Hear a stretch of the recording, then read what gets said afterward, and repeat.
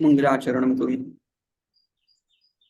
ओम सहनावतु सहनौ भुनक्तु सह वीर्यं करवावहै तेजस्विनावधीतमस्तु मा विद्विषावहै. ओम शांति शांति शांति. वंशी विभूषितकरात् नवनीरदाभात्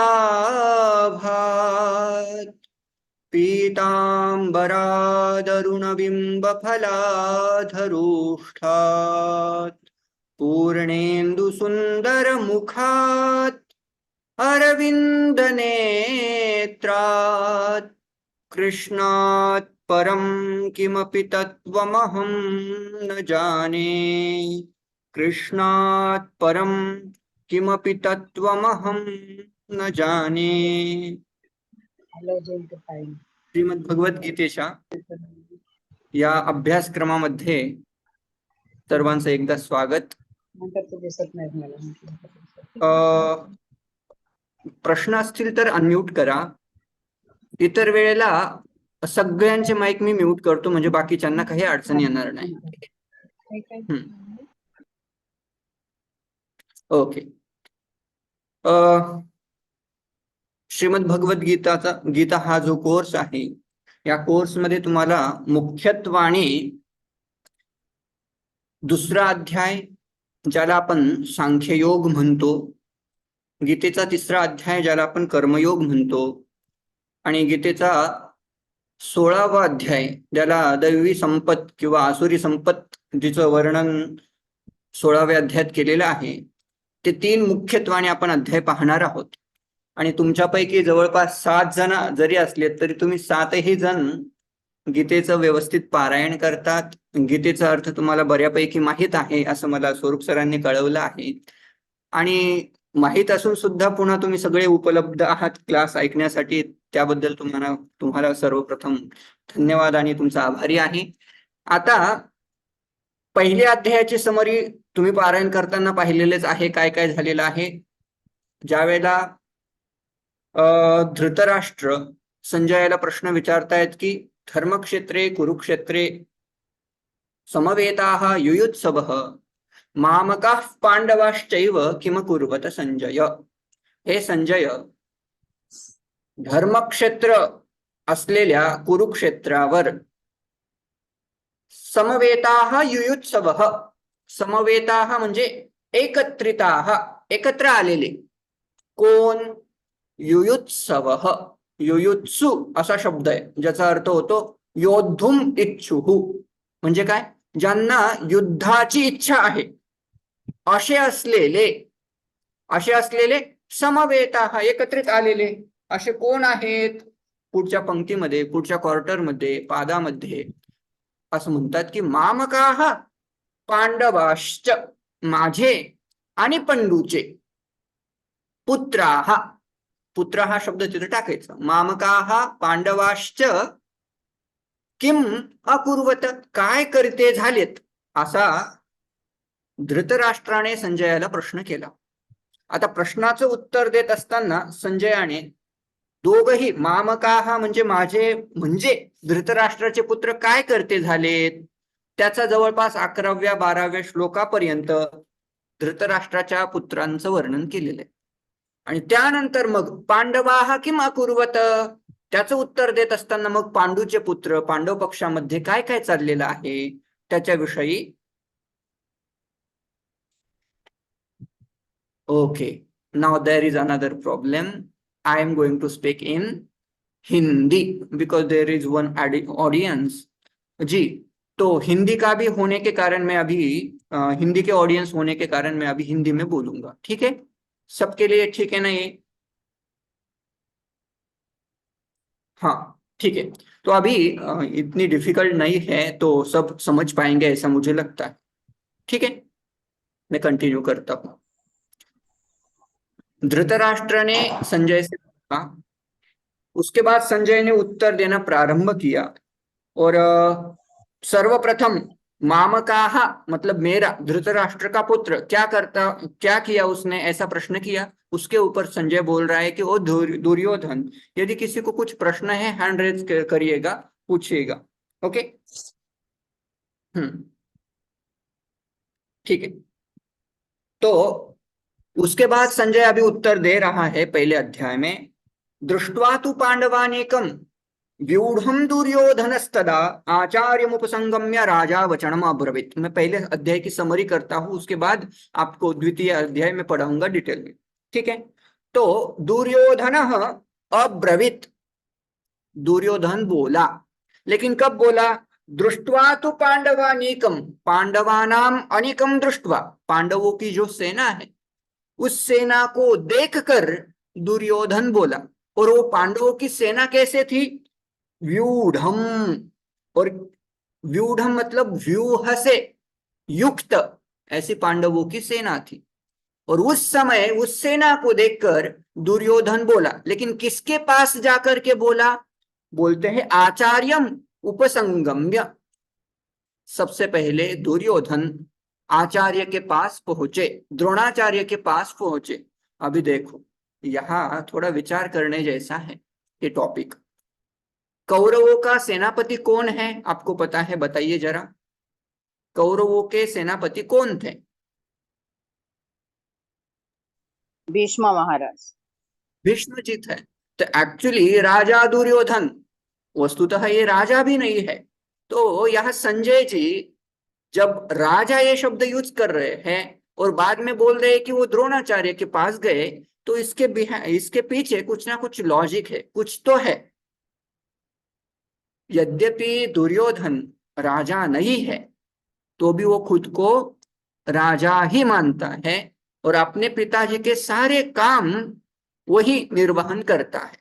इसलिए संजय जी बोलते हैं, भाई धृतराष्ट्र जी, यद्यपि आप राजा हो लेकिन आप राजा नहीं हो। डायरेक्टली नहीं बोल रहे, इनडायरेक्टली, इसको बोलते हैं इनडायरेक्टली, मतलब इनडायरेक्टली बोलना, ठीक है। राजा दुर्योधन ने ये शब्द प्रयोग किया। उसके बाद ये दुर्योधन भीष्माचार्य के पास न जाते हुए आचार्य द्रोण के पास पहुंचे। अभी द्रोण के पास ही क्यों गए? क्योंकि पांडवों की सेना जो व्यूह युक्त थी उसकी रचना दुर्योधन के शिष्य ने की थी। दुर्योधन का शिष्य कौन? द्रुपद का पुत्र, आपको पता होगा, धृष्टद्युम्न, ऐसा करके उसका नाम है। तो अभी दुर्योधन आगे जाकर के बोलने वाला है, वो द्रोणाचार्य जी, आपके पुत्र ने, सॉरी आपके शिष्य ने, मतलब द्रुपद पुत्र ने इनकी सेना का व्यूढ़ रचना की है, इनकी सेना की व्यूढ़ रचना की है। वही श्लोक है अगले श्लोक में बोल रहे हैं, पश्चैताम पांडुपुत्राणाम आचार्य महतीम चमुम व्यूढ़ाम द्रुपद पुत्रेण तव शिष्येण धीमता। आगे जाकर के वही दुर्योधन आचार्य के पास जाकर के बोला, क्या बोला? ओ आचार्य, पश्य एताम पांडुकानाम महतीम चमुम, पांडुपुत्राणाम महतीम चमुम पश्य। ये जो पांडव की जो सेना है, चमू है, और कैसी चमू है? महतीम चमुम पश्य, उनको एक बार देखो। और उनकी रचना किसने की है? व्यूढ़ाम द्रुपद पुत्रेण, द्रुपद पुत्र के द्वारा। और केवल इतना ही विशेषण नहीं यूज किया, वो बोलते हैं तव शिष्येन, आपका जो शिष्य है उस शिष्य ने इस पांडवों की सेना का निर्माण किया है और व्यूह से युक्त इस रचना की रचना। अभी ऐसा क्यों बोला? अभी केवल यह द्रुपद पुत्रेण, इसके अलावा धृष्टद्युम्नेन ऐसा भी शब्द डाल सकते थे, है कि नहीं? ऐसा शब्द बोल सकते थे, लेकिन इसके पीछे कुछ स्टोरी है। आपको पता है, आप सभी विद्वान लोग पढ़े हुए हैं गीता पहले। द्रोणाचार्य इनके बचपन के एक मित्र थे। कौन? द्रुपद।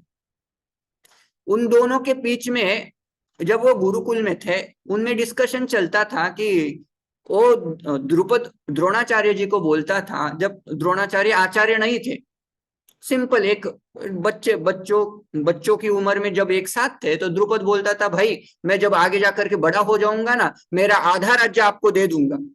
ऐसा द्रुपद द्रोणाचार्य को बोलता था।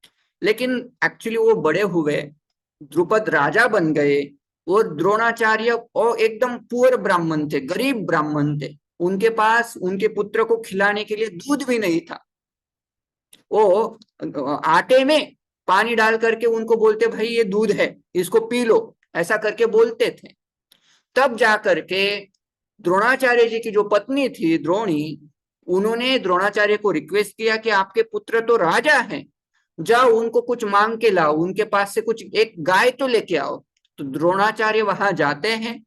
तब जाकर के उनकी सभा में, द्रुपद की सभा में बोलते हैं, ओ मित्र, आप बोलते थे आप मुझे आधा राज्य दे देंगे वगैरह वगैरह, तो मुझे एक गाय की जरूरत है, वो तो दे दो। तो बोलते हैं, मित्र मित्र मत बोलो, मित्रता तो समान व्यक्तियों में होती है, और आप कहा के समान, आप तो एक शूद्र ब्राह्मण हो, गरीब ब्राह्मण हो, मैं तो राजा हूं। तो राय उच्च श्रीमंत राजा की मैत्री एक गरीब ब्राह्मण से कैसी हो सकती है? जाओ, जब हम बराबर के होंगे तब हम व्यवहार करेंगे। ऐसा उन्होंने सभा में अपमान किया, और उस अपमान का बदला लेने के लिए द्रोणाचार्य जी ने अपने अर्जुन को वेद विद्या धनुर्विद्या पढ़ाई, और बाद में बदला लिया उन्होंने। बदला लेकर के जब वो द्रुपद को पकड़ के लाए अर्जुन, और द्रोणाचार्य के सामने पेश किया, प्रकट किया, तब जाकर के अर्जुन द्रोणाचार्य बोलते हैं कि भाई देखो, अभी हम मित्र नहीं, मित्र से ऊपर है, हम अभी समान नहीं, मैं अभी आपका राजा हूं। तो द्रुपद को ऐसा बोल करके उन्होंने बाद में छोड़ दिया, और उस अपमान का बदला लेने के लिए द्रुपद ने यज्ञ किया, और इस यज्ञ से उन्होंने दो पुत्र मांगे, एक पुत्री और एक पुत्र। एक पुत्री थी वो द्रौपदी, अर्जुन ने मुझको जीत के ले आना, तो अभी एक पुत्री जो उत्पन्न होवे इस यज्ञ से, जो अर्जुन की पत्नी बन जाए और संपूर्ण कुलवंश का कुरुवंश का नाश कराए, और पुत्र की उत्पत्ति होवे जो इस आचार्य द्रोण को मार डाले। ऐसा उन्होंने संकल्प किया, यज्ञ किया, उस यज्ञ से धृष्टद्युम्न पैदा हुए।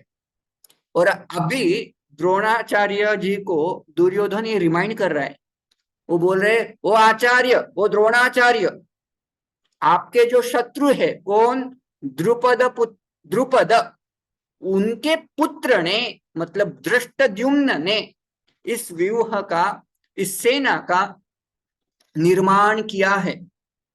और वो कैसा है? फिर से आपका शिष्य भी है। देखो आपकी बुद्धि, मतलब आपको पता है कि इसका पुत्र, द्रुपद का पुत्र मुझे मारने वाला है, तभी भी आप जाकर के उनके पुत्र को, मतलब धृष्टद्युम्न को आपने सिखाया, अभी लो, जो आपका शिष्य है वही आपको मारने वाला है।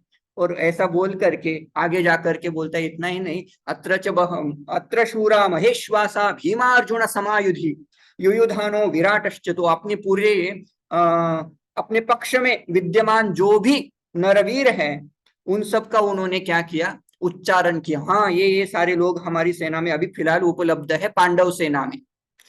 और जब आगे जाकर के वो बोलते हैं, अस्माकम तो विशिष्टा, ये अभी खुद के सेना के बारे में बोल रहे हैं कि हमारे सेना में जो विशिष्ट लोग हैं वो भी कुछ कम नहीं है। नायका मम सैन्यस्य संज्ञार्थम तान ब्रवीमिति, उनके एक दो नाम मैं आपको गिनाऊंगा करके 7वें श्लोक में बोले। तो बोलते हैं पहले भवान, भवान मतलब आप द्रोणाचार्य, द्रोणाचार्य, और कौन कौन है? भीष्मश्च, कर्णश्च, कृपश्च, समितिंजय, अश्वत्थामा, विकर्णश्च, सौमदत्तिस्तथैव च। नाम गिनाता है। भवान मतलब आप द्रोणाचार्य, भीष्मश्च, कर्णश्च, कृपश्च, समितिंजय, समितिंजय, कृपः, समितिंजय उनका विशेषण हो गया। ठीक है, अभी इंटरेस्टिंगली यदि उम्र के हिसाब से देखें तो सबसे पहले कौन आते हैं? भीष्माचार्य आते हैं। तो यहां सबसे पहले नाम किनका आना चाहिए था? भवान भीष्मश्च कर्णश्च, यहां पहले नाम आना चाहिए था भीष्माचार्य जी का। उसके बाद द्रोणाचार्य है, उसके बाद कृपाचार्य है, उसके बाद कर्ण आता है। लेकिन दुर्योधन की यदि बुद्धि देखे, ये बड़ा मतलब बड़ा विद्वान भी कहना चाहिए उसको, क्योंकि अभी फिलहाल दुर्योधन को पता है ये जो द्रोणाचार्य है ये अर्जुन को बड़ा पसंद करते हैं, अर्जुन इनका सबसे प्रिय शिष्य है, इसलिए सबसे पहले मैं इनको मनाऊंगा, द्रोणाचार्य को मनाऊंगा, इसलिए बोल रहे भगवान। उसके बाद भीष्माचार्य तो अपने पितामह हैं, उनको क्या, उनका नाम बाद में आया, बाद में आया कर्ण का। वस्तुतः कृपाचार्य उम्र से बड़े हैं, आचार्य है वो कुरुकुल के, तो भी उनका नाम बाद में डालता है क्योंकि उनको मित्र अधिक प्रिय है कृपाचार्य से। कृपाचार्य सत्य की राह पर चलने वाले व्यक्ति है, तो उनका नाम बाद में डाला वो, और बोलते हैं अन्य च बहवः शूराः मदर्थे त्यक्त जीविता, मेरे लिए यहाँ जान देने वाले लोग यहाँ उपलब्ध है। और बाद में बोलते हैं अपर्याप्तम तदस्माकं बलम भीष्माभिरक्षितम, पर्याप्तम तो इदम एतेषाम बलम भीमाभिरक्षितम, वगैरह वगैरह, ये सारा बता करके बाद में उन्होंने पांडव की जो सेना है उनमें विद्यमान अर्जुन, भगवान श्री कृष्ण वो कैसे रथ पे बैठे हैं, उनके कौंच, उनके शंख कौन कौन से हैं, इन सारा डिटेल्स में वर्णन करके अभी बाद में संजय जी बोलते हैं कि अथ व्यवस्थितान दृष्ट्वा धार्तराष्ट्रान कपिध्वजः प्रवृत्ते शस्त्र संपाते धनुरुद्यम्य पांडव। अभी धृतराष्ट्र का प्रश्न समझना है, मामकाः पांडवाः च किम अकुर्वत, तो यहाँ 18वें श्लोक तक उन्होंने क्या किया, इनका वर्णन किया। मामकाः मतलब जो कौरव लोग थे उनका वर्णन किया, उनमें पांडवाः किम अकुर्वत, पांडवों ने क्या किया उसका वर्णन वो अभी कर रहे हैं। कि उसके बाद जब शस्त्र संपात मतलब युद्ध प्रारंभ हुआ, युद्ध प्रारंभ होने के समय अर्जुन उवाच, अर्जुन बोला, किम सेनयोर उभयोर मध्ये रथम स्थापयमेच्युत, हे अच्युत उभयोः सेनयोः मध्ये रथम स्थापय, दोनों सेनाओं के बीच में मेरा जो रथ है उसकी स्थापना करो। अभी क्यों करो, क्यों करनी है दोनों सेनाओं के बीच में जब युद्ध प्रारंभ हो रहा है, उसका कारण देते हैं, यावदेतान निरीक्षे हम योद्धुकामान अवस्थितान कैर्मया सह योद्धव्यम अस्मिन रण समुद्यमे। वो बोल रहे हैं कि जब तक मैं इनको देख नहीं लेता, हाँ, जब तक मैं इनको देख नहीं लेता है कि कौन मेरे साथ युद्ध करने के लिए लायक है और कौन कौन युद्ध करने के लिए यहाँ उपस्थित है, उनको देख नहीं लेता, तब तक आप इस रथ को सेना के बीच में खड़ा कर दो। अभी देखो अर्जुन का कॉन्फिडेंस और उसका वीरता शूरता देखो, दोनों सेनाओं के बीच में बोल रहा है, बाद में वो सब थोड़ा थोड़ा ढीला पड़ने वाला है। और बोलते हैं योत्स्यमानान अवेक्षे हम य एतेत्र समागताः धार्तराष्ट्रस्य दुर्बुद्धेः युद्धम प्रिय चिकीर्षवः। ये जो धार्तराष्ट्र, धार्तराष्ट्र का अर्थ होता है धृतराष्ट्र का पुत्र, मतलब दुर्योधन, दुर्योधन का प्रिय चिकीर्षवः, प्रिय करने की इच्छा रखने वाले।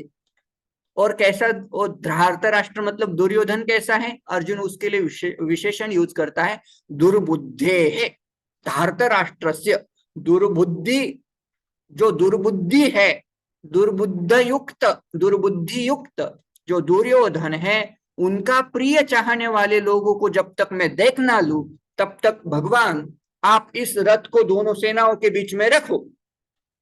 तब बाद में भगवान ने वो उनकी विनंती सुनी। उसके बाद संजय बोलते हैं कि एवं उक्तो ऋषिकेशः गुडाकेशेन भारत सेनयोर उभयोर मध्ये रथम स्थापयित्वा रथोत्तमम्। और बाद में भगवान बोलने लगते कि भीष्म द्रोण प्रमुखतः सर्वेषां च महीक्षिताम् उवाच पार्थ पश्येतान् समवेतान् कुरुनिति। और भगवान बोलते हैं कि तत्रा पश्यत् स्थितान् पार्थ पितृन्नत पितामहान् आचार्यान् मातुलान् भ्रातॄन् पुत्रान् पौत्रान् सखींस् तथा वगैरह वगैरह, ये सारा उन्होंने देखा। ये देखने के बाद अर्जुन का जो कॉन्फिडेंस था युद्ध करने का वो थोड़ा थोड़ा अभी कम होने लगा। क्यों होने लगा, क्योंकि अभी अर्जुन मोहयुक्त हो गए, मतलब अभी now he has got the delusion, and why? Because he has developed the I-ness and my-ness, अहंकार, अहंत्व एंड ममत्व हैज कम इन बिटवीन। तो अहंकार आणि ममकार ये दोनों उनके बीच में आ गए अर्जुन। जब व्यक्ति का ममत्व बीच में आ जाता है तो बाकी सारे प्रॉब्लम वहां से शुरू होते हैं। तो अर्जुन के मेन प्रॉब्लम अभी यहां से शुरू हो गए, क्योंकि वो बोल रहे भीष्माचार्य जो है ना, ये मेरे पितामह हैं। हाँ, इन्होंने मेरा लालन पालन किया। ये जो द्रोणाचार्य है ना, इन्होंने तो मुझे वेद विद्या धनुर्विद्या पढ़ाई। ये सारे ममत्व आ गया, इसलिए वो बोलते हैं न कांक्षे विजयम कृष्ण न च राज्यम सुखानि च। I don't want to fight. न कांक्षे विजय, मुझे जय नहीं चाहिए, मुझे राज्य नहीं चाहिए, वो मुझे सुख नहीं चाहिए। और वहां बहुत दीर्घ परंपरा देते, मुझे यदि मैं युद्ध करूंगा तो क्या क्या वहां हो सकता है। कुलक्षय प्रणश्यंति कुल धर्मा सनातन वगैरह वगैरह। अभी ये सारा पहले चैप्टर में हो गया। और उसके बाद अर्जुन अपना धनु का त्याग कर देता है और रथ के पीछे बैठ जाता है। तब जाकर के अभी पहले अध्याय में पूरा भगवान कुछ एक शब्द नहीं बोले। अर्जुन बोलता जा रहा है बोलता जा रहा है, यदि मैं युद्ध करूंगा तो ऐसा होगा, यदि मैं ये करूंगा तो वो होगा। अब अगले अध्याय में कुछ भगवान बोलने वाले हैं, बहुत इंपॉर्टेंट उपदेश देने वाले हैं, उसका हम आज अध्ययन करेंगे। अभी ये था बैकग्राउंड। इस बैकग्राउंड के आधार पर आपको दूसरा अध्याय अच्छे से समझ में आना चाहिए। ठीक है, द्वितीय अध्याय आपके पास यदि गीता का बुक है ओपन करके रखिएगा। यदि कुछ नोट्स बनाने हैं तो हम श्लोक वाइज जितना इतना इंपॉर्टेंट टॉपिक है वो आपको बताऊंगा। जैसे आपको नोट्स लेने हैं वैसे लो। द्वितीयोऽध्याय संजय उवाच तम तथा कृपयाविष्टम् अश्रुपूर्णाकुलेक्षणम् विषिदन्तमिदं वाक्यम् उवाच मधुसूदन। चैंटिंग करने की, पारायण करने की अलग अलग पद्धति होती है। ये मैं शब्द स्प्लिट करके क्लैरिटी के लिए, स्पष्टता के लिए मैं शब्द को स्प्लिट कर रहा हूं, ग्रामेटिकली गलत नहीं है। यदि आपको ऐसा चैंट करना है तम तथा कृपयाविष्ट मश्रुपूर्णाकुलेक्षणम्, वो भी सही है। तो आपको जैसे उचित पद्धति लगे आप उसको फॉलो करिएगा। मैं ग्रामेटिकली अभी जा रहा हूं। ठीक है। संजय उवाच, संजय बोले। क्या बोले संजय? तम तथा कृपयाविष्टम अश्रुपूर्णाकुलेक्षणम् विषिदन्तम दृष्ट्वा मधुसूदनः उवाच। मधुसूदन म्हणजे भगवान श्री कृष्ण। भगवान श्री कृष्ण बोले, देख कर, दृष्टवा। हाँ, किसको देखकर? तम मतलब अर्जुन को। और अर्जुन को कैसे पता चला? क्योंकि पिछले अध्याय का कनेक्शन आपको देखना है। तम शब्द से उसको देख करके भगवान बोले। उसको देख कर को किसको? तो बोलते हैं कृपयाविष्टम अश्रुपूर्णाकुलेक्षणम, जिनके अंतःकरण में भीष्माचार्य, द्रोणाचार्य और सारे रिलेटिव्स के प्रति कारुण्य उत्पन्न हुआ। असमय जो कारुण्य उत्पन्न हुआ, उस कारुण्य के कारण जिनके आंखों में अश्रु है, उस अश्रुपूर्ण अर्जुन के दृष्टि को देख करके, और विषीदंतम ये मुख्य शब्द है, विषाद करने वाले अर्जुन को देख करके भगवान बोले। क्या बोले भगवान? अध्याय की शुरुआत देखो, बहुत बढ़िया है। भगवान ने अर्जुन को देखा। कैसे अर्जुन को? जो lamenting, one who is lamenting, विषाद कर रहा है, शोक कर रहा है। और भगवान के वचन देखो कैसे हैं। श्री भगवान उवाच कुतस्त्वा कश्मलमिदं विषमे समुपस्थितम् अनार्यजुष्टमस्वर्ग्यम् अकीर्तिकरम् अर्जुन। हे अर्जुन, कुतस्त्वां कश्मलम इदं विषमे समुपस्थितम्। विषमे, विषम इस शब्द का अर्थ है जो अनुचित समय, अनुचित समय में। विषमे मतलब अनुचित समय में। वस्तुतः अर्जुन और भगवान इस समय कौन से क्षेत्र में है? कुरुक्षेत्र में है। और किसके लिए वो गए हैं वहां? युयुत्सवः, योद्धुम कर्तुम इच्छवः, युद्ध करने की इच्छा है। अभी 2 मिनट में युद्ध शुरू होने वाला है। और उस समय युद्ध करने के अलावा शोक करना अनुचित होने के कारण भगवान बोल रहे, ओ अर्जुन, विषमे कुतः त्वां कश्मलम समुपस्थितम। इस विषम अवस्था में, इस प्रतिकूल अवस्था में आपके अंतःकरण में ऐसा कश्मलम पापम कथम समुपस्थितम, कैसे उत्पन्न हुआ। और ये जो पाप है, ये जो कश्मल है, कश्मल का अर्थ होता है पाप, ये जो कश्मल है ये अनार्यम जुष्टम, अस्वर्ग्यम, अकीर्तिकरम, 3 रीजन देते हैं भाई। आर्य लोग जो है, ये आर्य लोगों के द्वारा सेवित ये कश्मल नहीं है। मतलब आर्य लोगों में अनुचित समय पे, उचित समय पे ऐसा कश्मल उत्पन्न नहीं होता जो आपके अंतःकरण में उत्पन्न हुआ है। और कैसा है ये, आप जो दया दिखा रहे हो, ये मेरे पापा है, ये मेरे पितामह है, मेरे मातुल मामा है वगैरह वगैरह, ये उचित नहीं है। क्यों? क्योंकि बोलते हैं अस्वर्ग्यम, जो योद्धा है, योद्धा का विषय होता है युद्ध करना, राज्य की रक्षा करना, राजधर्म का पालन करना। और यदि आप वो कर नहीं रहे हो, rather than doing, if you are lamenting, then that is not good for राजधर्म, और इट इज नॉट अस्वर्ग्यम। मतलब ये क्या होगा? अस्वर्ग्यम। यदि आप अनुचित समय पे कुछ विपरीत क्रियाएं कर रहे हो, उससे आपको स्वर्ग की प्राप्ति नहीं होगी। और अकीर्तिकरम, ये जो विषाद कर रहे हो ना, इस विषाद के कारण आपकी अपकीर्ति होगी। इस कीर्ति तो डेफिनेटली नॉट पॉसिबल, कीर्ति नहीं होगी। ठीक है। उसके बाद अगली लाइन बड़ी इंटरेस्टिंग है। अगली लाइन में बोलते हैं, क्लैब्यम मास्मगमः पार्थ नैतत्त्वयि उपपद्यते। नैतत्त्वय्य, यहाँ त्वय्युपपद्यते ऐसा शब्द है, मैंने बोला नैतत्त्वयि उपपद्यते, संधि विच्छेद करके बोल रहा हूं।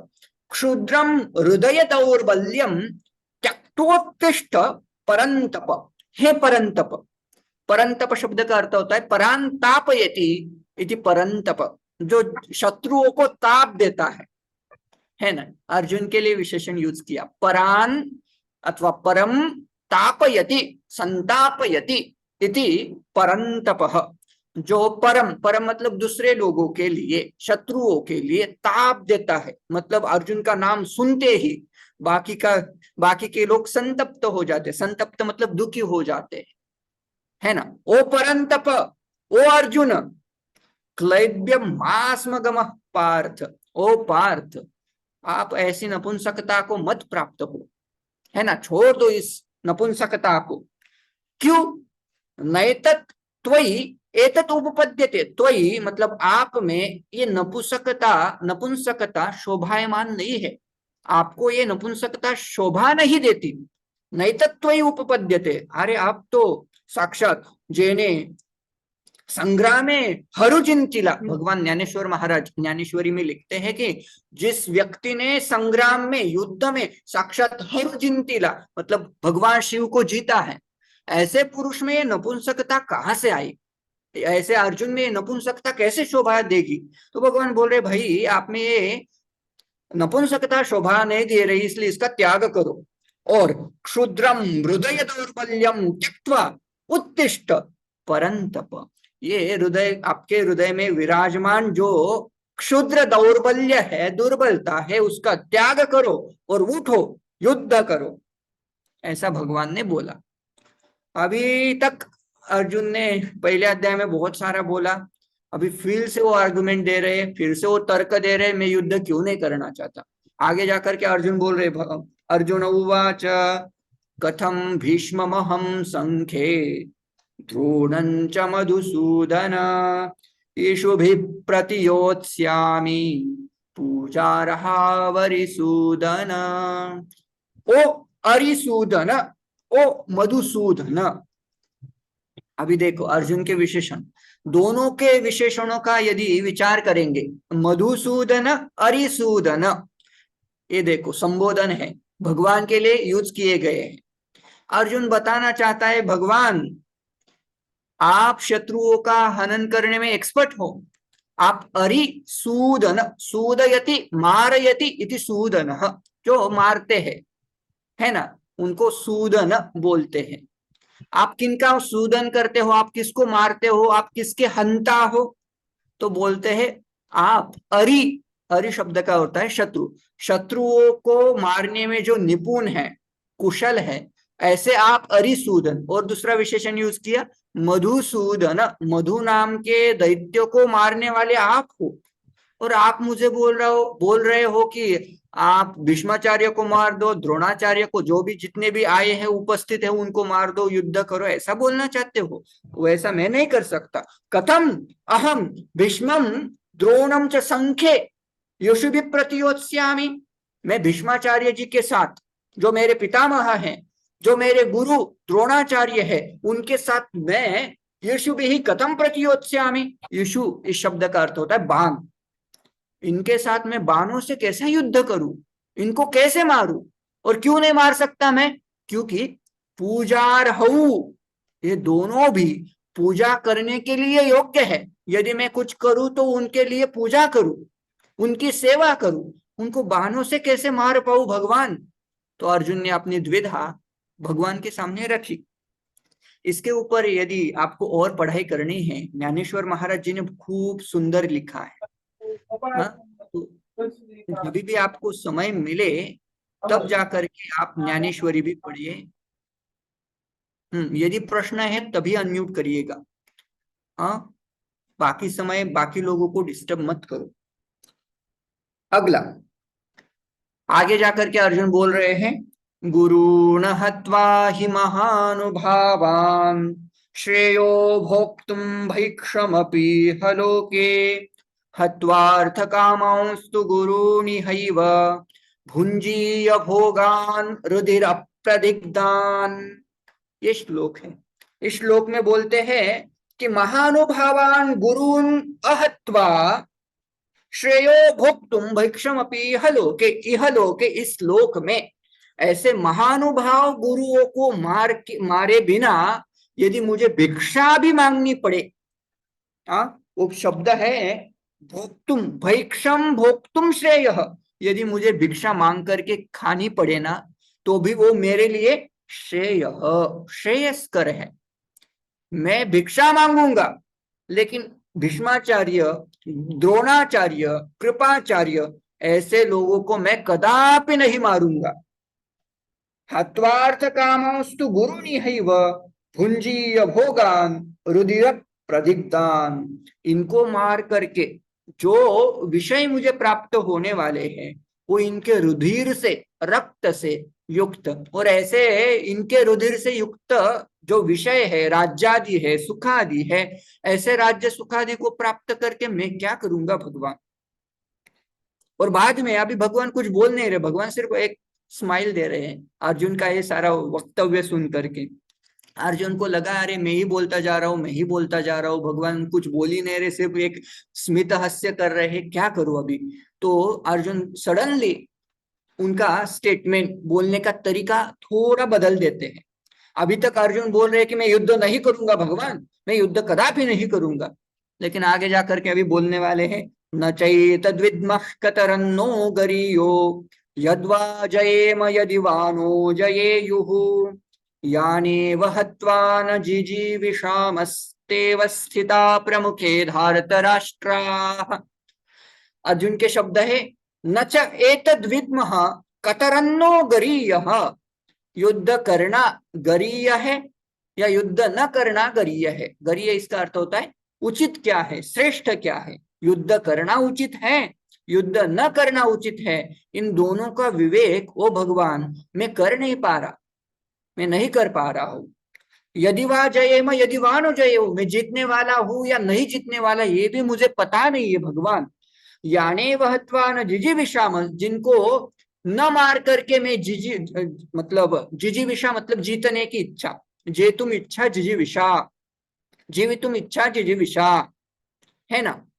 तो जिनको न मार करके जिनके साथ मुझे जीने की इच्छा थी, वो सारे के सारे लोग यहाँ उपस्थित हो गए। मुझे लगा था मेरे शत्रु मेरे साथ यहाँ युद्ध में आएंगे, लेकिन अभी तो विपरीत देखने को मिल रहा है। मेरे सारे रिलेटिव्स ही यहाँ उत्पन्न हो गए, उपलब्ध हो गए, समुपस्थित हो गए। मुझे लगा था कि मैं शत्रुओं को मारूंगा, लेकिन मेरे सामने तो मेरे ही बांधव लोग हैं, मेरे ही पुत्र है, मेरे ही आचार्य है। ऐसा सारा अर्जुन वक्तव्य कर रहा है। उसके बाद का इंपॉर्टेंट श्लोक है, महत्वपूर्ण श्लोक है, अंडरलाइन करने जैसा। कार्पण्य दोषोपहत स्वभावः पृच्छामि त्वां धर्म सम्मूढ़ चेताः यच्छ्रेयस्यान्निश्चितं ब्रूहि तन्मे शिष्यस्तेऽहं शाधि मां त्वां प्रपन्नम्। कार्पण्य दोषोपहत स्वभावः, अर्जुन अपने खुद के बारे में बोल रहा है। खुद को कैसा बोल रहा है? अहम अर्जुन कार्पण्य दोषोपहत स्वभावः अस्मि। मैं अनुचित समय पे उत्पन्न हुआ जो कारुण्य है, उस कारुण्य रूपी दोष से अपहत स्वभाव, मेरा जो वीरता, शूरत्व, वीरत्व, ऐसा स्वभाव वाला जो मैं हूं, वो अभी मुझसे थोड़ा दूर हट गया है। अभी मेरे अंतःकरण में इनके प्रति दया उत्पन्न हो गई है। और महत्वपूर्ण शब्द है धर्म सम्मूढ़ चेता। ओ भगवान, मैं अभी धर्म क्या है इसके बारे में कुछ समझ नहीं पा रहा हूं। कुछ मुझे समझ में आ रहा है कि धर्म क्या है, अधर्म क्या है। अहम मूढ़ अस्मि, मैं मूर्ख हो चुका हूं, मैं मूढ़ हो चुका हूं, या मैं मोहित हो चुका हूं। मुझे धर्म के बारे में कुछ पता नहीं चल रहा है। इसलिए यत् श्रेयस्यात् तन्निश्चितम ब्रूहि, तन्मे निश्चितम ब्रूहि। अभी जो भी इसमें युद्ध करना युद्ध न करना, इसमें जो श्रेयस्कर है मेरे लिए, वो श्रेय आप मुझे बताओ। क्यों बताओ आपको? आप तो बोल रहे थे उभयोः सेनयोर मध्ये रथम स्थापय, दोनों सेनाओं के बीच में रथ स्थापना करो, ऐसे आप बोल रहे थे अर्जुन। यदि भगवान ऐसे पूछते हो मुझे, तो शिष्यस्ते हम अहम ते शिष्य, मैं आपका शिष्य हूं। और माम शाधि, शाधि माम उपदेशम कुरु, मुझे उपदेश करो। क्यों? क्योंकि मैं आपका शिष्य हूं। यदि शिष्य पूछता है कि गुरु को कि मैं आपका शिष्य हूं, मुझे उपदेश करो, तो गुरु को उपदेश करना होता है, और जो अच्छा उपदेश है वही करना होता है। यह श्रेयः सह एव उपदेशः तत्र भवेत्। तो भगवान अर्जुन ने अभी भगवान से पूछा है कि इन युद्ध करने न करने में जो श्रेयस्कर है वो मुझे बताओ। अभी देखो, ये बैकग्राउंड है। आगे का जो आत्म रिलेटेड विषय आने वाला है, उसके लिए ये है बीज, जो श्रेयस्कर है। अभी जो श्रेयस्कर है वही भगवान आगे जाकर के बोलने वाले। ठीक है, आगे 8वां श्लोक में एक्सप्लेन कर रहा हूं अभी। न हि प्रपश्यामि ममापनुद्यात् यच्छोकमुच्छोषणमिन्द्रियाणाम् अवाप्य भूमावसपत्नमृद्धम् राज्यं सुराणामभिचाधिपत्यम्।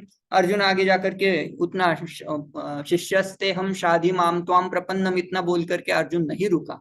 अर्जुन आगे जाकर के बोल रहा है कि नहीं प्रपश्यामि, I am not able to see, मैं कुछ देख नहीं पा रहा हूं भगवान। मम अपनुद्यात यत् शोकम, जो मेरे इंद्रियों में जो शोक के कारण मेरे इंद्रिय जो तप्त हो रहे हैं, उन तप्त इंद्रियों का वो संतप्तता दूर करना मैं नहीं देख पा रहा हूं। किससे नहीं देख पा रहा हूं? अवाप्य भूमौ असपत्नम रुद्धम, अवाप्य म्हणजे प्राप्त करके। क्या? भूमौ असपत्नम रुद्धम राज्यम अपि अवाप्य, मतलब इस भूमि पे जो असपत्नम, असपत्नम मतलब जिस भूमि का दूसरा कोई मालिक नहीं है, असपत्न उसका अर्थ होता है असपत्न। और वो कैसा है राज्य? रुद्धम, रुद्धम का अर्थ होता है समृद्धम, मतलब इस पृथ्वी लोक में एक क्षत्रिय राज्य प्राप्त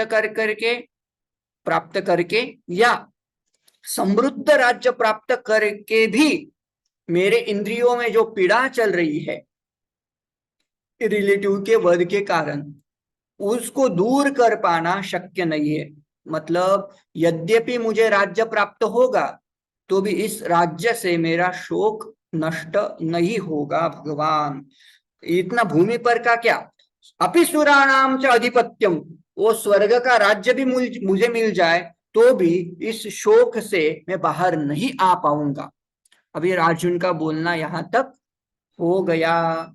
अभी भगवान बोलेंगे, उसके पहले अभी संजय धृतराष्ट्र को बता रहे हैं कि एवं उक्त्वा ऋषिकेशम गुडाकेशः परंतप न योत्स्य इति गोविंदम उक्त्वा तूष्णीम बभूव।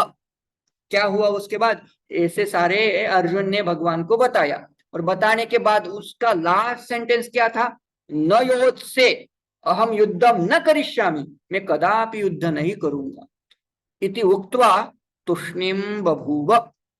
उसके बाद अर्जुन शांत बैठ गए।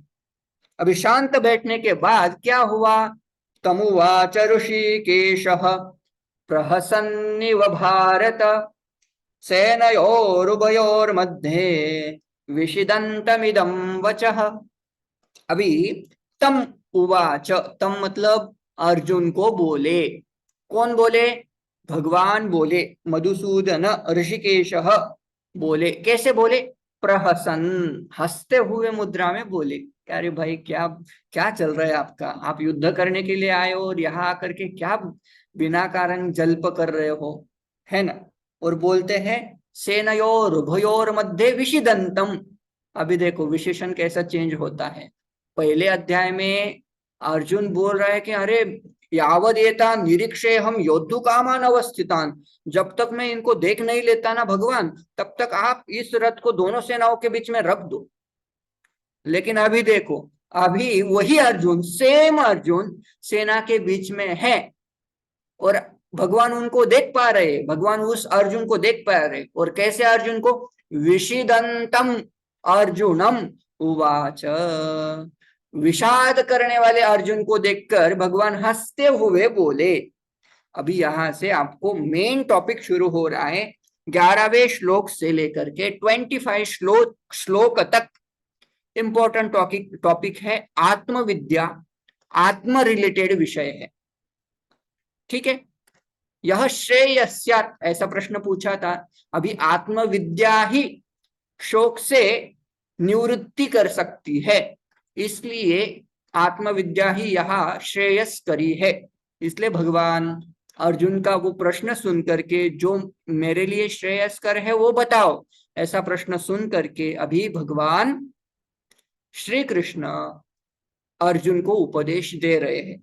और उनका उपदेश क्या है, श्री भगवान उवाच अशोचानन्वशोचस्त्वं प्रज्ञावादंश्च भाषसे गतासु न गतासूंश्च नानुशोचन्ति पंडिताः। पंडिताः न अनुशोचन्ति, अनुशोचन्ति बार बार शोक करना, शोचन्ति का अर्थ होता है शोक करना, अनुशोचन्ति मतलब बार बार शोक करते रहना, लामेंटिंग अगेन एंड अगेन। और बोल रहे पंडिताः न अनुशोचन्ति, पंडित लोग, ज्ञानी लोग शोक नहीं करते।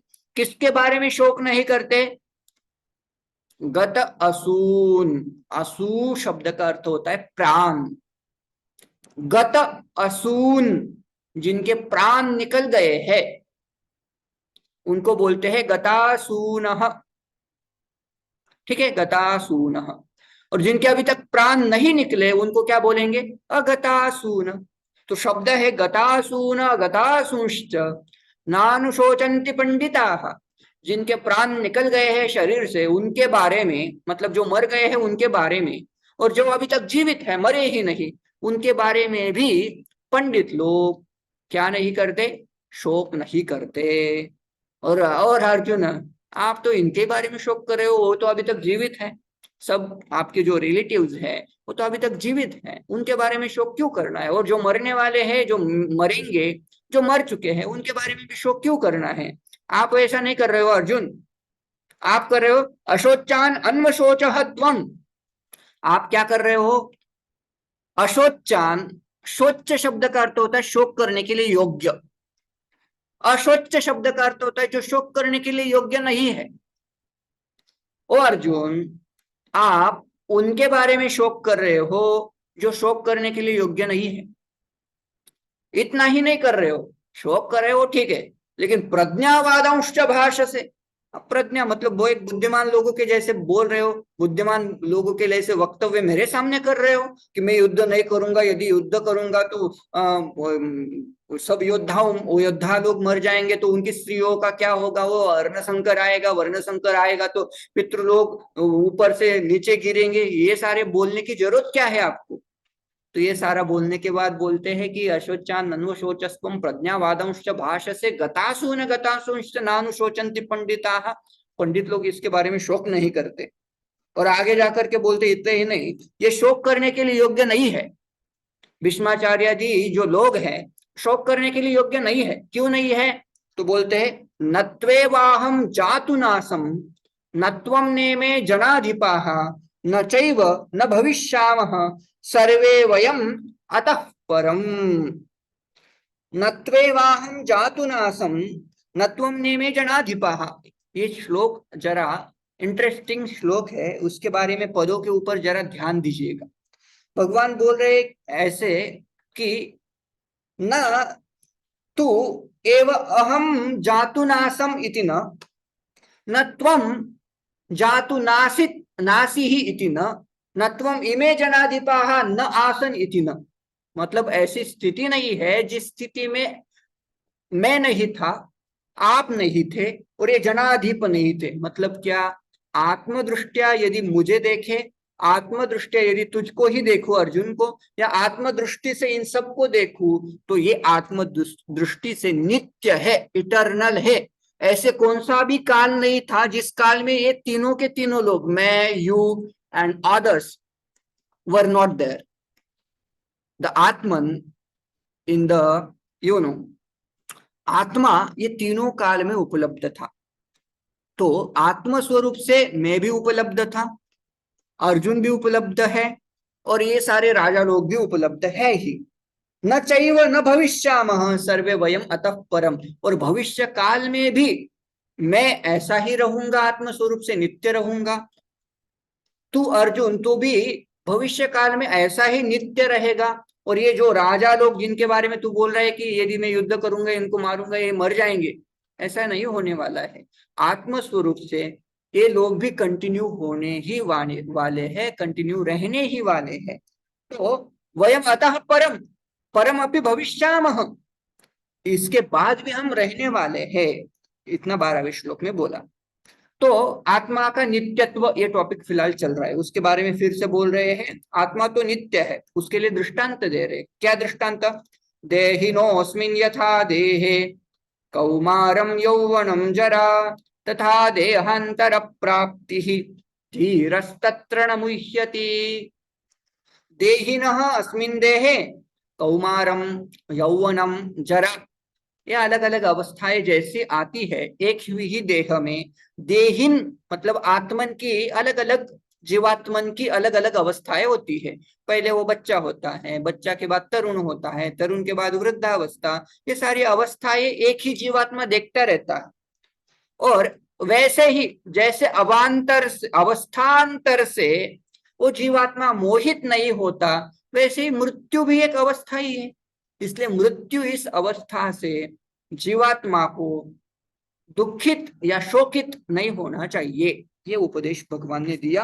और आगे जाकर के बोलते हैं, यदि आपको लगता है कि बाबा इनके रहने से मुझे सुख प्राप्ति होगी, इनके न रहने से, इनको बॉडी को लेकर के मुझे सुख प्राप्ति होगी, इनकी बॉडी को यदि मैं नहीं देखूंगा तो मुझे दुख की प्राप्ति होगी, तो बोलते ये सुख दुख जो है ना ये आगमापाई है, वो जाएंगे आएंगे, इसके बारे में तो कदापि शोक नहीं करना। उसके लिए बोलते हैं मात्रा स्पर्शास्तु कौन्तेय शीतोष्ण सुख दुःखदाः आगमापायिनो नित्याः तान् तितिक्षस्व भारत। ओ भारत, भायाम रतः भारत, जो ज्ञान में रत है उसको भारत बोलते हैं। भायाम रतः भारत, ये अर्जुन, तू अर्जुन नहीं है, तू भारत है, तू ज्ञानी है। और तुझे ये भी पता है कि मात्रा स्पर्शाः, मात्रा शब्द का अर्थ यहाँ होता है इंद्रियों का स्पर्श।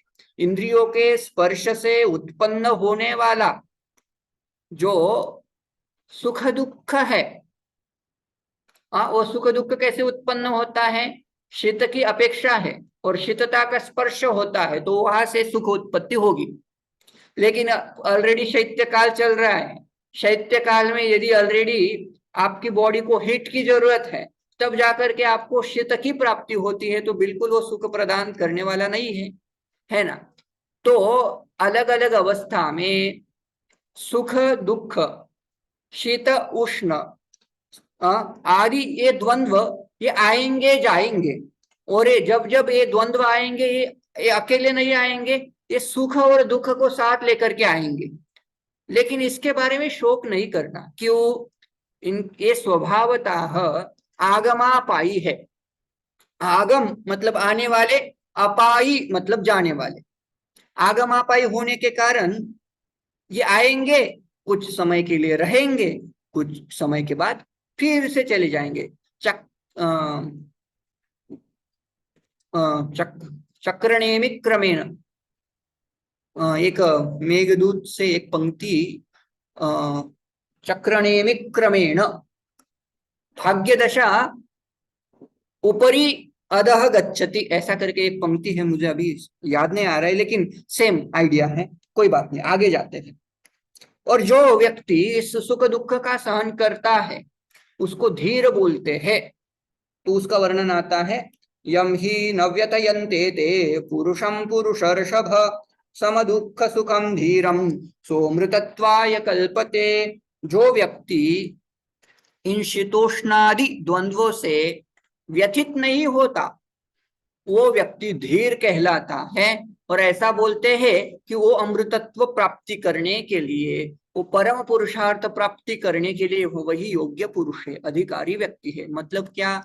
Basically Bhagwan is telling that we have to endure the sukh dukh which is arising out of sheet ushna आदि द्वंद्व through this pair, and these pairs are going to continue all the time. Sometimes there would be shitata, there would be some ushnata, there would be satyam asatyam, all the times there would be pairs, and through this pair sukham or dukkham is going to arise, and we have to endure that. We have to do sahanam sarva dukkhanam apratikara purvakam चिंता विलाप रहितम सा तितिक्षा निगद्यते, ऐसा बोलते हैं, है ना। तो हमें तितिक्षा करनी है, तान तितिक्षस्व भारत भगवान बोलते हैं। तो हमें भी इस सबका क्या करना है? सहन करना है। आगे जाकर के उस आत्मस्थिति के बारे में बोल रहे हैं कि तत्वदर्शी जो होते हैं, तत्वों को जानने वाले जो व्यक्ति होते हैं, वो शास्त्रों का सिद्धांत जो होता है उसको कैसे जानते हैं उसके बारे में बोलते हैं। नासतो विद्यते भावः नाभावो विद्यते सतः उभयोरपि दृष्टोन्तः तु उभयोरपि दृष्टोन्तस्त्वनयोस्तत्वदर्शिभिः असतः भावः न विद्यते। असत जो वस्तु है, असत वस्तु का भाव कभी भी देखा नहीं जाता। आपने सिर्फ नाम सुना होगा, शशशृंग, ख पुष्प। किसी ने ऐसा कभी किया है आपके केश भूषाओं में, केशों में आकाश पुष्प लगा करके आप किसी कार्यक्रम में गए हो? कभी भी नहीं गए होंगे। क्यों? क्योंकि ख पुष्प, आकाश पुष्प ऐसी वस्तु कदापि विद्यमान नहीं है, क्योंकि वो वस्तु असत है। और सिद्धांत ऐसा है कि जो भी वस्तु असत है वो त्रिकाल में कभी भी उसका भाव पॉसिबल नहीं है। उसका अस्तित्व, भाव शब्द का अर्थ होता है अस्तित्व, कभी भी पॉसिबल नहीं है।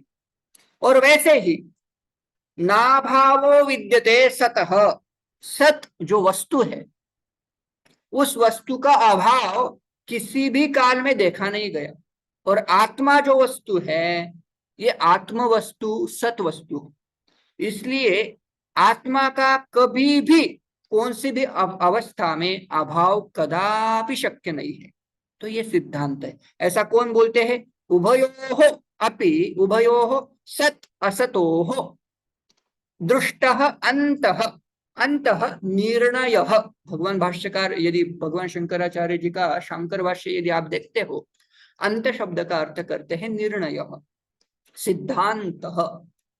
तो सिद्धांत ऐसा है कि जो असत वस्तु है, किसी भी काल में वो वस्तु, उस वस्तु का भाव कदापि नहीं होगा। जो सद वस्तु है उसका अभाव किसी भी काल में नहीं होगा। तो ये है अर्जुन, यदि आपको लगता है कि ये मरने वाले हैं तो आत्मदृष्टि से ये कदापि मरने वाले नहीं है। यदि आपको लगता है कि इनका बॉडी वगैरह नष्ट होगा और उसके कारण मुझे सुख दुख आने वाले हैं, तो उसके बारे में शोक करने की जरूरत नहीं है। क्यों नहीं है? क्योंकि ये आगम आप आई है जी। इसके बारे में शोक करेंगे तो कुछ आपको दुख ही प्राप्त होगा और दूसरा कुछ नहीं, है ना। स्वभाव से ये आएंगे जाएंगे, है कि नहीं। तो इसके बारे में शोक नहीं करना। तत्वदर्शी भी अनयोहो अंतः दृष्टः। लेकिन आगे जाकर के बोलते हैं अविनाशी तु तद्विद्धि येन सर्वम इदं ततम विनाशम अव्ययस्यास्य न कश्चित अपि कर्तुम अर्हसि। अविनाशी उस ब्रह्म तत्व के बारे में बोल रहे, आत्म तत्व के बारे में बोल रहे। अविनाशी तु तद्विद्धि, उसको आप अविनाश जानो, है ना। अविनाशी जानो ब्रह्म तत्व को। कैसे ब्रह्म तत्व को? येन सर्वम इदं ततम, ततम शब्द का अर्थ होता है व्याप्तम। जिस तत्व ने इस संपूर्ण भूमि को, इस संपूर्ण विश्व को व्याप्त किया है, इस व्याप्त किए हुए ब्रह्म तत्व को आप अविनाशी जानो। उस आत्मन को अविनाशी स्वरूप से उसका कभी भी नाश नहीं होता। और विनाशम अस्य न कश्चित अपि कर्तुम अर्हसि, कोई माय का लाल पैदा नहीं हुआ जो अविनाशी तत्व को मार सके, उसका नाश कर सके। तो भगवान बोल रहे हैं न कश्चित, न कोपी विनाशम अस्य कर्तुम अर्हसि अर्हति, इसका विनाश करने के लिए कोई भी अभी तक समर्थ नहीं हुआ, है ना। 17वां श्लोक हो गया।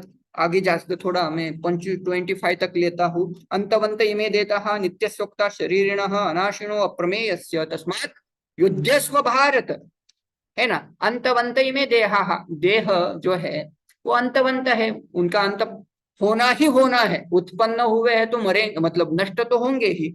इसलिए अनाशिनो अप्रमेय से, इसमें विद्यमान, शरीर में विद्यमान जो शरीरी है, जो आत्मन है, उसके बारे में उसका नाश तो कभी भी पॉसिबल नहीं है। इसलिए तस्मात् युध्यस्व भारत, उसके लिए क्या करो आप? युद्ध करो। य एनं वेत्ति हन्तारं यश्चैनं मन्यते हतम् उभौ तौ न विजानीतः नायं हन्ति न हन्यते। मतलब यदि कोई व्यक्ति आत्मा को मारने वाला समझता है या मरने वाला समझता है, तो वो व्यक्ति आत्मा को सम्यक रीत्या समझ नहीं पा रहा है। क्योंकि आत्मा न हंता है, मतलब ये करता नहीं है, आत्मा करता नहीं है। कर्तृत्व आत्मा का निवृत्त किया है इस श्लोक में। और न हंतारम, आत्मा हंतारम नहीं है। मतलब क्या? आत्मा को कोई मार नहीं सकता। मतलब आत्मा ये किसी का कर्म भी नहीं होता, है ना। यदि ग्रामर आप पढ़ते हो, ग्रामर में कर्ता कर्म, the doer of action, the subject of action और द ऑब्जेक्ट ऑफ एक्शन, ऐसे प्रकार होते हैं। सब्जेक्ट ऑफ एक्शन मतलब कर्ता, ऑब्जेक्ट ऑफ एक्शन मतलब कर्म। तो आत्मा कभी भी द सब्जेक्ट ऑफ एक्शन नहीं होता, कर्ता नहीं होता। और आत्मा कभी भी किसी क्रिया का कर्म नहीं होता। तो ग्रामेटिकल पॉइंट है, थोड़ा और ध्यान देंगे तो आ जाएगा समझ में। आत्मा कभी भी कर्म, कर्ता, करण आदि कैटेगरी में नहीं आता। 20 श्लोक। न जायते म्रियते वा कदाचिन्नायं भूत्वा भविता वा न भूयः अजो नित्यः शाश्वतोऽयं पुराणो न हन्यते हन्यमाने शरीरे। आत्मा न जायते न म्रियते कदाचित, आत्मा कभी भी उत्पन्न नहीं होता, न कभी मरता है। न भूत्वा भविता वा न भूयः, उत्पन्न होकर के रहेगा, ऐसी भी स्थिति नहीं होती। आत्मा उत्पन्न होता है क्या? आत्मा कभी भी उत्पन्न नहीं होता। जो व्यक्ति उत्पन्न नहीं होता वो आगे जाकर के रहेगा, उसके बारे में बोल भी नहीं सकते ऐसा। इसलिए आत्मा अजः नित्यः शाश्वतः पुराणः न हन्यते हन्यमाने शरीरे। यद्यपि शरीर मरता है, शरीर का हनन किया जा सकता है, लेकिन शरीरे हन्यमाने सते अपि आत्मा न हन्यते, आत्मा कभी मरता नहीं, उसका कभी हनन पॉसिबल नहीं है। इसलिए वेदा विनाशिण्म नित्यं य येनमजमव्ययम् कथम स पुरुष पार्थ कम घातयति हन्तिकम। सेम टॉपिक इस श्लोक में एक्सप्लेन किया है कि कम घातयति हन्तिकम, आत्मा कभी भी कारक नहीं होता, करता नहीं होता, और किसी कर्म वो किसी को किसी से कार्य करवाता भी नहीं है। ठीक है। उसके बाद वासांसि जीर्णानि यथा विहाय नवानि गृह्णाति नरोपराणि तथा शरीराणि विहाय जीर्णान्यन्यानि संयाति नवानि देहि। देहि मतलब आत्मा। ये आत्मा, जैसे कोई व्यक्ति पुराने वस्त्रों का त्याग करके, पुराने वस्त्रों का मतलब जीर्णानि वस्त्राणि विहाय, पुराने वस्त्रों को छोड़ करके, नवाणी अपराणी नवाणी गृह्णाति, नरः अपराणी नवाणी गृह्णाति, दूसरे नूतन वस्त्रों का धारण करता है, वैसे ही देही मतलब आत्मा अलग अलग देहों का धारण करता है। पुराने देह को छोड़ करके नूतन नवीन देह के अंदर आत्मा प्रविष्ट होता है। ऐसी स्टेटमेंट नहीं करनी चाहिए। उस आत्मा में विद्यमान, नवीन देह में विद्यमान रहता है, ऐसा बोलना चाहिए। नैनम चिंदन, सेम टॉपिक, नैनम चिंदन्ति शस्त्राणि नैनम दहति पावकः न चैनम क्लेदयन्त्यापो न शोषयति मारुतः। न एनम, एनम शब्द का अर्थ करते समय आप आत्मानम ऐसा लिख लो। न आत्मानम शस्त्राणि छिन्दन्ति, शस्त्राणि आत्मानम न छिन्दन्ति, शस्त्र जो है आत्मा का छेदन नहीं कर सकते। पावकः नाम अग्निः आत्मानम न दहति, एनम आत्मानम न दहति, इस आत्मा का दहन नहीं कर सकता। आपः आत्मानम एनम न क्लेदयति, जल वाटर पानी आत्मा को भिगो नहीं सकता। और न शोषयति मारुतः, मारुतः वायु आत्मानम न शोषयति, शुष्क नहीं कर सकता। तो उसी आइडिया को अगले श्लोक में कंटिन्यू किया है। अच्छेद्यः अयम अच्छेद्यः अयम अदाह्यः अयम अक्लेद्यः अयम अशोष्यः, मतलब आत्मा का छेदन नहीं किया जा सकता इसलिए वो अच्छेद्य है। आत्मा को जलाया नहीं जा सकता इसलिए वो अदाह्य है। आत्मा को भिगोया नहीं जा सकता इसलिए वो अक्लेद्य है। आत्मा को सुखाया नहीं जा सकता इसलिए आत्मा अशोष्य है। और कैसा है फिर से, नित्यः सर्वगतः स्थाणुः अचलः सनातन। अलग अलग विशेषण है, हर एक विशेषण का अलग अलग अर्थ होता है, लेकिन समय न होने के कारण मैं नहीं एक्सप्लेन करूंगा। अगला श्लोक, अव्यक्तोऽयम् अचिन्त्योऽयम् अविकार्योऽयम् उच्यते तस्मात् एवं विदित्वैनं नानुशोचितुम् अर्हसि। इंपॉर्टेंट लाइन है, बोलते हैं कि अव्यक्तः अयम् अचिन्त्यः अयम् अविकार्यः अयम्। तो अ लगाया है सबके पहले। आत्मा का स्वरूप कैसा है, अव्यक्त है, अव्यक्त स्वरूप होता है। अचिंत्य, इसके बारे में चिंतन नहीं कर सकता, हमारा माइंड भी इसके बारे में चिंतन नहीं कर सकता है। न तत्र मनः गच्छति न वाक् गच्छति वगैरह वगैरह श्रुति प्रसिद्ध है। अयम अविकार्यः, इसमें कुछ भी विकार उत्पन्न नहीं होते, अविकारी आत्मा है। तस्मात्, इसलिए आप अर्जुन यदि समझते हो कि मैं इनको मार रहा हूं और ये मर जाएंगे, तो आपकी सोच गलत है। आप अपनी सोच बदलो और आप जो शोक कर रहे हो उससे बाहर आओ, क्योंकि आत्मा कभी भी मरता नहीं। तो ऐसा उपदेश भगवान ने अभी तक दिया है। आगे जाकर के और बड़ा टॉपिक है, उस टॉपिक को आप अच्छे से पढ़ो। जब जब कुछ प्रश्न है, पढ़ने के बाद बहुत सारे प्रश्न उत्पन्न होते हैं, उस प्रश्नों को पढ़ो, प्रश्नों को समझो। ग्रुप में, मैं आपके ग्रुप में हूँ ही, तो वहाँ जैसे जैसे प्रश्न उत्पन्न होते हैं वैसे वैसे वहाँ आप ग्रुप में ही डिस्कस करो। आज के लिए इतना सफिशिएंट है। ओम पूर्णमदः पूर्णमिदं पूर्णात् पूर्णमुदच्यते पूर्णस्य पूर्णमादाय पूर्णमेवावशिष्यते। ओम शांति शांति शांति। हरि ओम श्री गुरुभ्यो नमः। हरि ओम।